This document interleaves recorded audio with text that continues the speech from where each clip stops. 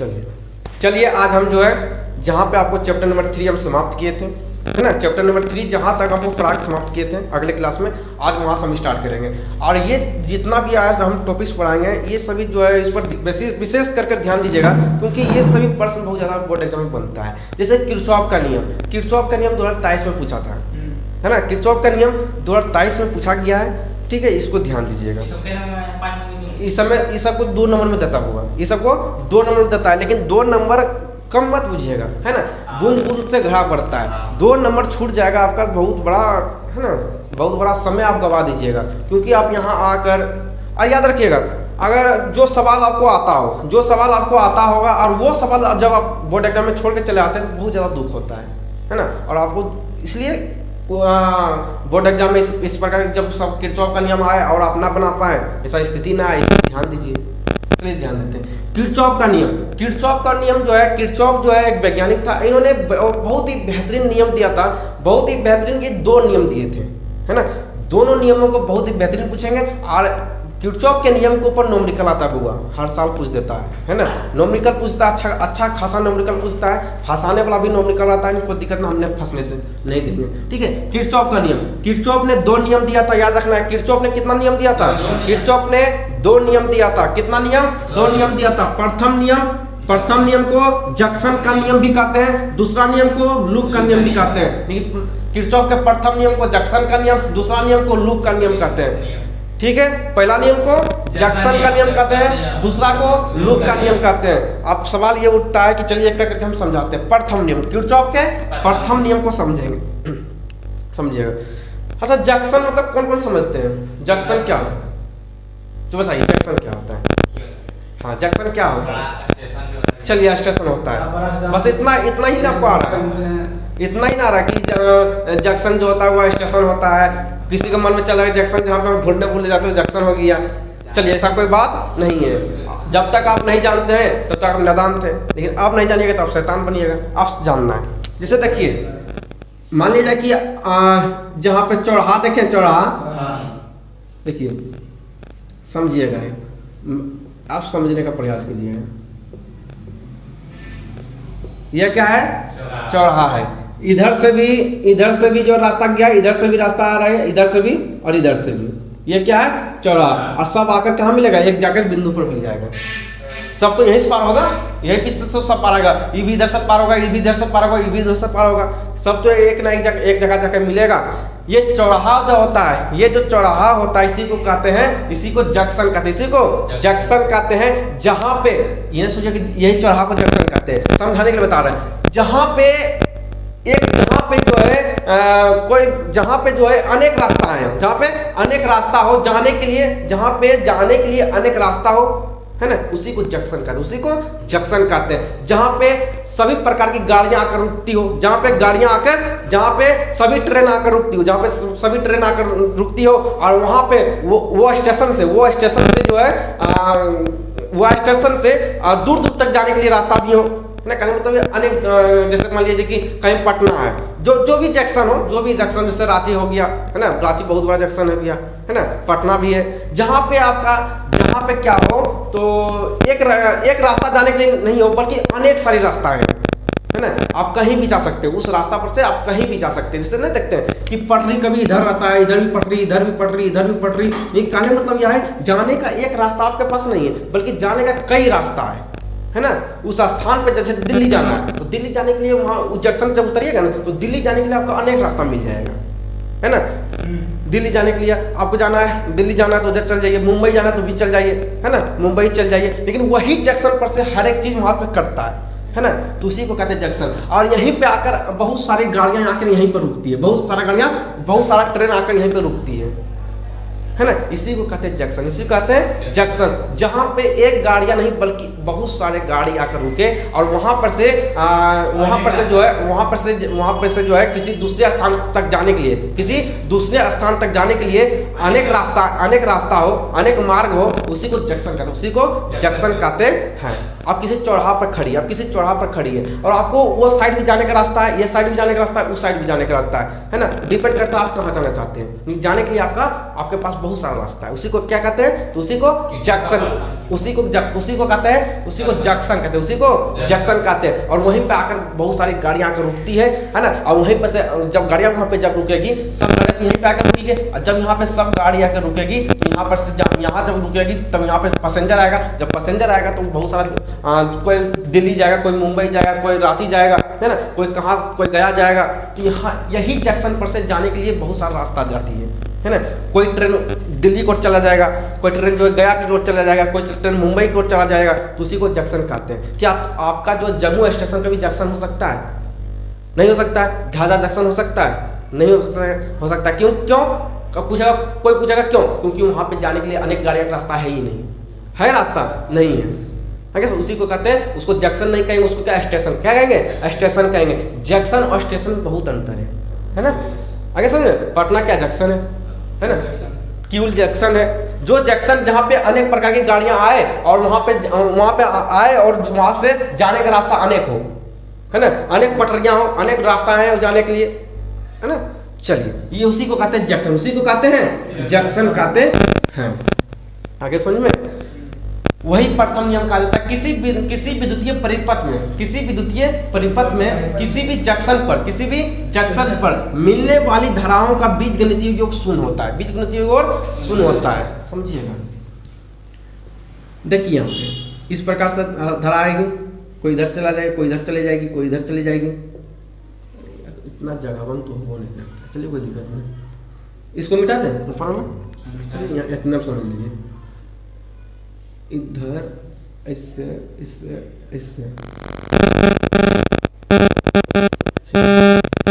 आप समझते हैं। देखिए यहाँ पे क्या जंक्शन हो गया, यहाँ पे जंक्शन हो गया। क्यों जंक्शन हो गया? क्योंकि धारा देखिए, क्योंकि यहाँ पे धारा जाने का रास्ता बहुत अलग अलग है कि ना। कोई धारा इस प्रकार से आएगी, कोई धारा यहाँ से आएगी, कोई रास्ता धारा की आ रही है। और देखिए 4 धारा मान लेते हैं कि यहाँ पर जाएगी और जो है कुछ धारा निकलेगी, कुछ धारा वहां से निकल जाएगी, कुछ धारा जाके निकल जाएगी। तो समझ रहे हैं? समझिए, देहाती लैंग्वेज में कुछ गाड़ियां आ रही है, यहाँ पे रुकेगी, आकर यहाँ पे आके रुकेगी, और कुछ गाड़ियां खुल गई, कुछ गाड़ी खुल गई है। तो एक ही स्टेशन पर, तो एक ही जंक्शन पर तो ये सब रास्ता जा रहा है, ये सब रास्ता तो यहीं से निकल रहा है। कुछ जो है, कुछ गाड़ियां आ रही है और तो कुछ गाड़ियां जा रही है ना। कहने का तात्पर्य है, जब एग्जाम में लिखने के लिए आए तो समझिएगा कि कुछ धाराएं आ रही है, कुछ धाराएं आ रही है और एक निश्चित बिंदु पर आकर मिल रही है, एक निश्चित बिंदु पर आ रही है। और जिस बिंदु पर आकर धारा मिलेगी, जिस बिंदु पर आकर धारा मिलेगी उसका मान शून्य होगा। उसका मान क्या होगा? शून्य होगा। आप पूछिएगा शून्य कैसे होगा? शून्य कैसे होगा? समझिएगा शून्य कैसे होगा। सब गाड़ियां तो यहीं से खुल रहा है, मानी वंदे भारत पटना से खुला है, वंदे भारत अभी पटना से खुला, दिल्ली गया, कहाँ गया? तो चलिए दिल्ली ना, रांची गया, कहाँ गया? रांची। फिर तो रांची से पटना आएगा, जहां से गया फिर वहीं आ गया, मान 0 होगा कि नहीं होगा? उसका मान 0 होगा कि नहीं होगा? फिर जहां से स्टार्ट किया था अब फिर वहीं पे आकर रुकेगा वो, तो इसका मान 0 होगा कि नहीं होगा? यहाँ से गाड़ी स्टार्ट की और फिर यहाँ पे आके जो है वंदे भारत आके रुक गई, तो इसका मतलब 0 इसका मान होगा कि नहीं होगा? जहां से खुली थी वहीं पे आके फिर रुक गई, इसका मान हुआ 0 होगा। तो वही तो यहाँ पे समझा रहे हैं कि किरचॉफ का नियम कहता है कि जब किसी परिपथ में विद्युत धारा का मान, जब किसी परिपथ में तो समझते हैं कि जाने का मार्ग, जब किसी धारा किससे जाएगी, मार्ग रहेगा तब ना। इस मार्ग मान लीजिए ये रास्ता है, जैसे पानी भेजना है तो पाइप के माध्यम से भेजते हैं, बिना पाइप के माध्यम से पानी चल जाएगा आपके खेत में? नहीं जाएगा। आपको टेटा वाला सवाल कहिएगा भैया बरसात वाला पानी आता है, वो नहीं समझा रहे है ना। ये हो गया आर्ट्स के बच्चा के लिए, है ना। आर्ट्स वाला बच्चा ढेर टेटार सवाल पूछता है, ठीक है, दिमाग कितना रहता है आप लोगों को मालूम है। चलिए आप समझिए, तो किरचॉफ के नियम किसे कहते हैं? जब किसी परिपथ में धारा का मान प्रवाहित करते हैं, जब किसी परिपथ में धारा का मान प्रवाहित करते हैं तो सभी धारा का मान जब एक निश्चित बिंदु पर आकर मिलती है तो उस धारा का मान जो क्या होता है? शून्य हो जाता है। उसी को कहते हैं किरचॉफ का प्रथम नियम कहते हैं, यानी कि जंक्शन का नियम भी कहते हैं। समझने में कहीं परेशानी, इसको दुख दर्द परेशानी किसी को नहीं होना चाहिए। तो होता है सिग्मा आई बराबर 0, सिग्मा आई बराबर 0। अब यही सब परिभाषा बना देते हैं, फार्मूला से ही परिभाषा बना देते हैं। फार्मूला पूछ देता है वो, याद रखिएगा। होता है फार्मूला क्या होता है? सिग्मा आई बराबर 0, यही फार्मूला। तो याद रखिए, फार्मूला याद रखिएगा, सिग्मा आई बराबर 0 फॉर्मूला पूछ देता है। आगे बढ़ते हैं।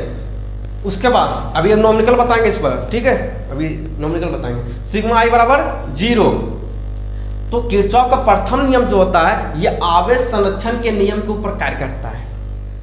किरचॉफ का प्रथम नियम जो होता है ये आवेश संरक्षण के नियम के ऊपर कार्य करता है। कहने का तात्पर्य यह है कि किरचॉफ का प्रथम नियम कहता है कि ना तो हम आवेश को उत्पन्न करेंगे और ना ही आवेश को खत्म करेंगे, बल्कि एक वस्तु से दूसरे वस्तु में भेजेंगे। नहीं समझ में आया कुछ? कहने मतलब ये कह रहा है कि हम सब गाड़ी को बुलाएंगे अपने पास, सब गाड़ी को अपने पास बुलाएंगे और सब में पैसेंजर भरेंगे, सब में पैसेंजर भरेंगे। हम जो है हम वंदे भारत को भी बुलाएंगे, है ना, तरह तरह के गाड़ियां ट्रेन को बुलाएंगे, सबको हम अपने जगह अपने घर पर बुलाएंगे, अपने स्टेशन पे बुलाएंगे, अपने जंक्शन पे बुलाएंगे और सबको यहाँ पैसेंजर भर भर के भेजेंगे, सबको भेजेंगे और फिर सबको बुलाएंगे या यहाँ, है ना, फिर यहाँ या सबको बुला रहा है, फिर सबको भेजेगा। कहने का मतलब यह है ना तो वो क्या करेगी, ना तो वो ऊर्जा को बनाएगी, ना तो ऊर्जा को नष्ट करेगा, है ना तो ऊर्जा को बनाएगी, ना तो ऊर्जा को नष्ट करेगी, आरासन में, बल्कि एक वस्तु से दूसरे वस्तु में भेजेगी। जिसका मतलब यह है कि पैसेंजर को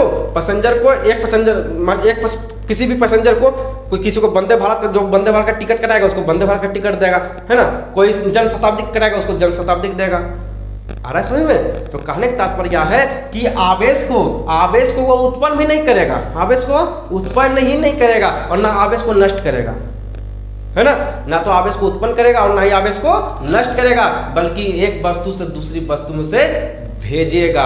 नहीं कि एक मार्ग से दूसरे मार्ग की ओर भेजेगा। जैसे वंदे भारत को कहेगा तुम रांची जाओगे, जन शताब्दी कहेगा तुम दिल्ली जाओगे, सबको अलग अलग रूट में भेजेगा, है ना, लेकिन नष्ट नहीं कर सकता है। ये नहीं कहेगा कि वंदे भारत तुम अगला दिन से तुम जो है हमारा स्टेशन पर नहीं आओगे, है ना, हमारे जंक्शन पर से नहीं आओगे, हमारे यहाँ से पैसेंजर नहीं उठाओगे, ये नहीं कह सकता है। तात्पर्य ये तो देहाती लोगों को समझाने के लिए आपके, जो कि आप समझ सके। तो कहने का तात्पर्य यह है कि किरचॉफ का जो प्रथम नियम जो होता है तो ये क्या करता है तो इसमें धारा का मान कभी 0 नहीं होता है। धारा का मान जो है कभी भी इसमें, अरे वो सुनिए एक मिनट समझिएगा, किरचॉफ का जो प्रथम नियम है इसमें किरचॉफ का प्रथम नियम जो होता है ये आवेश संरक्षण के नियम के ऊपर कार्य करता है, आवेश संरक्षण के नियम के ऊपर कार्य करता है। तो अब ये सवाल उठता है कि नहीं उठता है कि भैया कैसे आवेश संरक्षण के ऊपर ये कार्य करता है? तो चैप्टर नंबर 1 में भी हम पढ़ाए थे, आवेश संरक्षण का नियम पढ़ाए थे। तो आवेश संरक्षण का नियम क्या कहता है? आवेश संरक्षण का नियम क्या कहता है? छोड़ो उसको, अरे उसको आवेश संरक्षण नियम क्या कहता है कि आवेश को ना तो उत्पन्न कर सकते और ना ही आवेश को नष्ट कर सकते, बल्कि एक वस्तु से दूसरी वस्तु में भेज सकते हैं। देखिए यहाँ पे आवेश यहाँ से स्टार्ट हुआ, यहाँ गया और फिर इधर चला गया। कहने का मतलब यह है कि आवेश को उत्पन्न भी नहीं कर सकता है और ना ही नष्ट कर सकता है, बल्कि इस मार्ग से धारा आई, इस मार्ग से करंट आई, फिर इस मार्ग से निकल गई। इना की सब धारा को यहाँ पे जमा कर लिया और इसको नष्ट कर देगा, नष्ट भी नहीं कर सकता है, बल्कि एक रास्ता से धारा को बुलाएगा, फिर दूसरे रास्ता की ओर इसको भेज देगा। इसी को कहते हैं आवेश संरक्षण का नियम। तो आवेश संरक्षण, तो किरचॉफ का प्रथम नियम जो होता है ये आवेश संरक्षण के नियम के ऊपर कार्य करता है कि नहीं करता है? तो करता है। बहुत डिटेल में हम चल गए, है ना, इतना डिटेल में भी नहीं जाना चाहिए, लेकिन समझाने के लिए हम तो सीधा बोल देते हैं कि किरचॉफ का प्रथम नियम आवेश संरक्षण के नियम के ऊपर कार्य करता है, लिख लेना है, इतना हम बोल देते हैं, काम चल जाता है। कि हमको जब तक आपको डीपली नहीं समझे तब हमको संतुष्टि नहीं मिलता है। चलिए अब आप आगे बढ़े। अब आते हैं फॉर्मूला पर। ये फॉर्मूला कैसे काम करेगा कि सिग्मा आई बराबर 0 होता है, सिग्मा आई बराबर 0 होता है। तो आई क्या होता है? आई मतलब धारा, आई मतलब धारा, आई मतलब आपका हो गया, आई मतलब आपका होता है, आई मतलब आपका होता है धारा, आई मतलब धारा।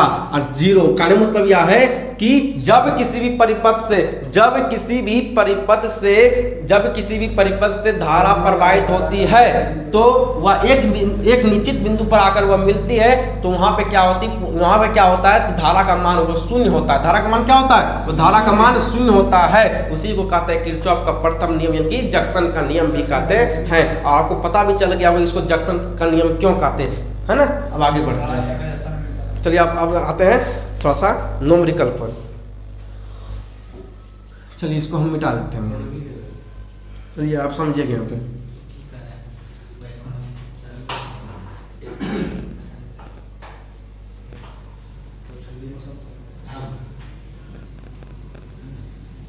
चलिए देखिए यहाँ पे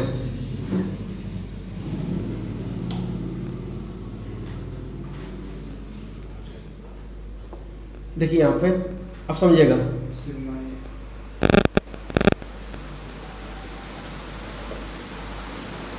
ये I1 मान लेते हैं, धारा I1, धारा I2, धारा I3, धारा I4, धारा I4, कोई दिक्कत?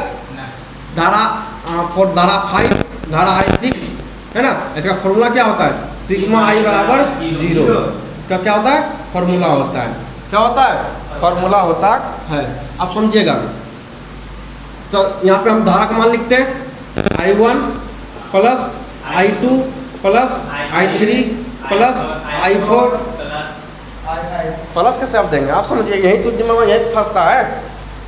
अगर धारा का मान अगर एंट्री कर रहा है, अगर धारा का मान एंट्री करके सब एक जगह पर मिल रहा है, समझिएगा बउआ। धारा देखिए इस प्रकार से आई, धारा यहाँ से आई, देखिए यहाँ पर धारा यहाँ पे आ गई, अब फिर यहाँ से चल गई कि नहीं चल गई? ये धारा यहाँ से आई और यहाँ से चली गई, है ना समझ में? तो नेगेटिव होगा कि नहीं होगा? धारा जब आएगा तो प्लस होगा, और तब जब धारा चला जाएगा, जब करंट चला जाएगा तो उसका मान नेगेटिव में लेंगे, उसका मान नेगेटिव में लेंगे कि नहीं लेंगे? हाँ, फिगर देता है। कभी कभी वो फिगर बनाना पूछता है, फिगर आपको बनाना पड़ेगा। वो पूछ देगा किरचॉफ के नियम के ऊपर इसे सिद्ध करें, है ना। वहाँ पे लिख देता है I1 I2 I3 फिगर भी कभी कभी दे देता है। फिगर देगा, बहुत भयंकर फिगर देगा, है ना। फिगर बहुत भयंकर देता हुआ आपको न्यूमेरिकल जब कराएंगे तो आपको दिखाएंगे, है ना। चलिए अभी उतना रहने दीजिए, ये जो सवाल ये पूछा हुआ सवाल है, ठीक है, इसलिए ध्यान दीजिए। तो यहाँ पे हो गया I1, पहले धारा का मान लेंगे I1 plus I2 plus I3 plus I4 minus I5 minus I6। अब किसी को प्रॉब्लम है कि माइनस क्यों लिए? अगर धारा आएगी, यहाँ पे लिख लीजिए, अगर धारा आएगी, देखिए आएगी तो प्लस और धारा जाएगी तो माइनस, इतना तो याद रखना है। चलिए I1 plus I2 plus I3 plus I4 सबको उधर भेज दीजिए तो सब प्लस में हो जाएगा। I5 माइनस में प्लस हो जाएगा, I6 हो गया। सबको जोड़ दीजिए 1 2 3 4, यानी कि 4 3 7 7 2 9 9 1 10 प्लस सुन अभी जोड़ना ना है, यही आपका आंसर है। ये क्या है? आंसर है। ये क्या है आपका? आंसर है। आप देखिए, आप जोड़ना है आपको। आप क्या जोड़ना है? अगर हम इसका मान देंगे 10 20 30 40 50 60, है ना। अगर समझ में 60, तो आप जोड़ना है। आप क्या करना है? आप सबका मान रखना। I1 का मान कितना है? 10, I2 का 20, I3 का I4 का I5 का 50, I6 का 60, जोड़िए 40 30 70 20 90 10 100 100 इधर 60 और 50 110। चलिए यहाँ पे 10 से यहाँ कितना लेते हैं? 60 लिए थे, यहाँ 50 लेते हैं, 100, ताकि कट जाए, है ना। 0 आया, सीध करके आपको दिखा दिया कि 0 आ गया 0। हाँ ना, वो औसा भी बात में है ना, औसा भी बात में 0, ये तो हम आपको दिखाए सिर्फ करके कि 0 आ गया। धारा का मान 0 आया कि नहीं आया? आगे समझ में क्या बोल,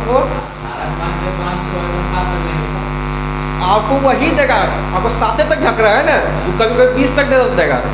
आप कहाँ जा रहे हैं? अभी फिगर इतना छोटा बनाएगा ना और धारा का मान कहीं बैठा देगा।